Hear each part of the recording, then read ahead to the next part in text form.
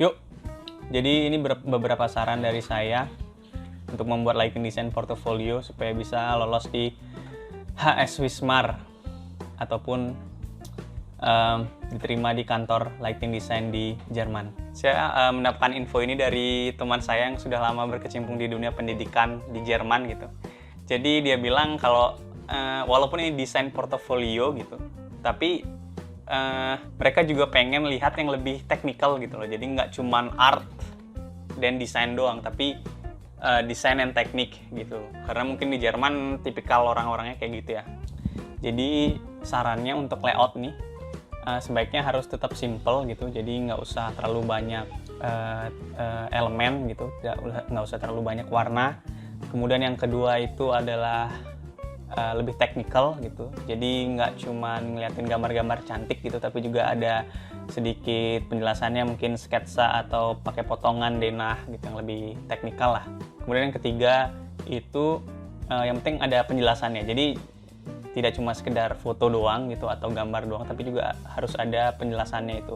Dengan kata lain ya tekstual lah. Nah untuk kontennya sendiri biasanya dosen atau employer di sana itu pengen lihat ada 3 aspek nih. Pertama, background kalian apa. Jadi apakah arsitektur atau interior atau apa gitu yang pertama.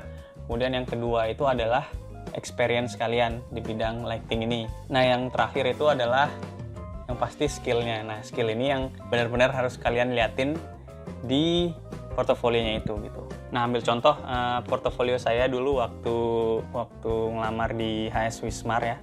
Tapi ini sekarang udah di-upgrade, tapi sebenarnya layoutnya sama aja, cuman proyeknya aja mungkin yang sedikit berbeda gitu. Ini dia penampakannya.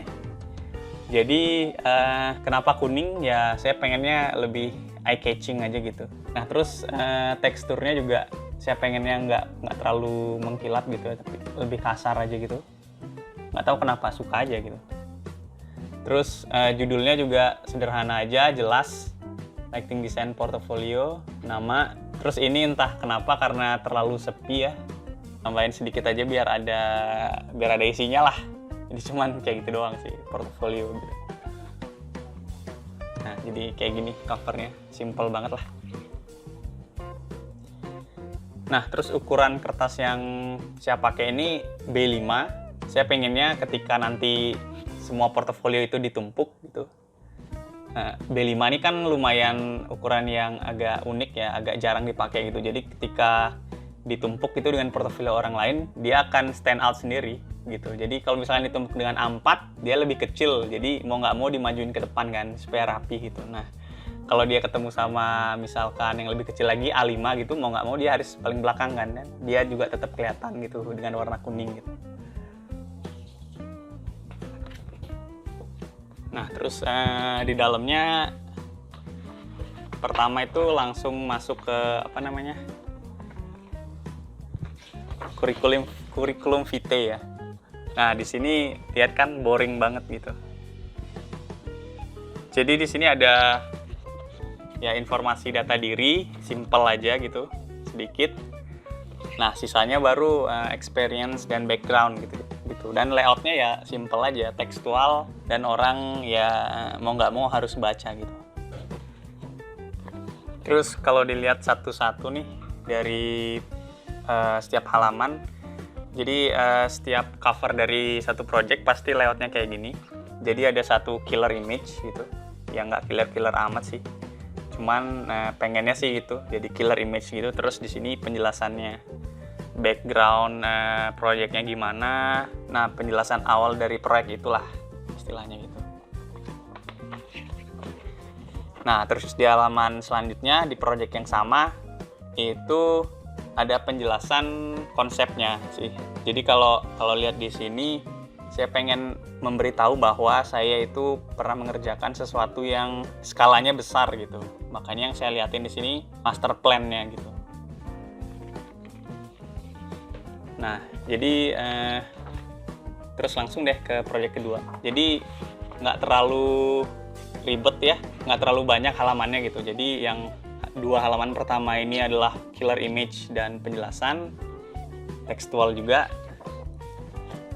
kemudian halaman selanjutnya adalah gambar konsep dan juga penjelasannya gitu. Jadi semuanya harus ada penjelasannya sih. Oke, jadi di setiap project ini kan kita mau memperlihatkan skill yang kita punya ya. Dari project pertama yang saya tampilkan ini ya, saya pengen memperlihatkan bahwa ada nih proyek yang udah diaplikasikan gitu loh, yang udah terbangun gitu. Nah, di proyek pertama kemudian skalanya besar gitu. Itu yang pengen saya liatin. Di proyek yang kedua, yang pengen saya lihatkan adalah skala yang lebih kecil gitu. Dan kemampuan render saya. Jadi ini render retouch lighting dari siang hari dapat dari arsiteknya, malam hari dari kita gitu. Nah, di sini gambar ini juga saya pengen kasih lihat kemampuan presentasi gitu. Terus di sini kemampuan kalkulasi saya di Dilux. Oke. Terus di project selanjutnya ini auditorium. Jadi yang pengen saya liatin adalah lebih technical lagi, yaitu lighting control, terus lighting scenarios, karena kan auditorium pasti punya berbagai macam scenarios ya. Terus di project selanjutnya yang pengen saya liatin juga itu adalah lighting study-nya gitu. Jadi kita pernah ngerjain lighting study, ada ada beberapa metode 1 seperti ini, penjelasannya seperti ini, metode 2, metode 3 dan lain sebagainya. Jadi selain ngeliatin kita bisa mendesain, juga kita bisa menganalisis lah. Nah, kemudian di project yang lain lagi, saya pengen ngeliatin kalau kita familiar dengan lampu-lampu yang mau digunakan gitu, atau luminer-luminer yang ada di pasaran gitu. Jadi kayak gini, ada detailnya, ada luminer yang digunakan gitu. Nah, terus di project terakhir saya pengen kasih lihat kemampuan saya di sketching, lighting sketch gitu. Dan habis. Nah, jadi bisa dilihat tadi ya, gimana simple banget gitu portofolionya. Dan juga kalau kontennya juga sebaiknya bisa memperlihatkan seluruh skill kalian gitu loh, apa yang diperlukan di lighting design.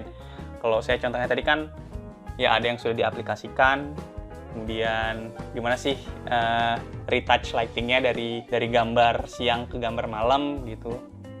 Kemudian gimana kemampuanmu di kalkulasi menggunakan software kalkulasi seperti Relux atau Dilux.